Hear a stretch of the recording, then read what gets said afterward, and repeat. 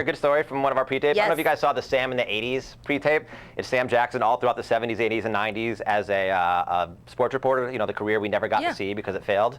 And we're sitting there and the writers are all in the room and we're kind of pitching Sam on set all these ideas of little one-liners he should throw out. So he's got a little scene of a woman in Dallas, it's him and his co-anchor, this female, and we're just throwing one-liners at him. And I'm like, oh, Sam, you should go up and be like, hey, I couldn't help you notice you walked in this morning with a limp. You're welcome. It's like, pitch him that, right? You guys get it.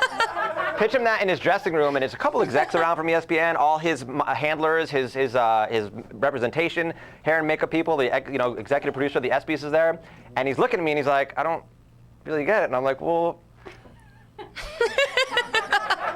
Sam. And I'm like looking at all these people being like, do I have to say this right now? I'm like, well, Sam, you fucked the shit out of her. Oh, Drubner. And Sam looks at me and goes, yeah.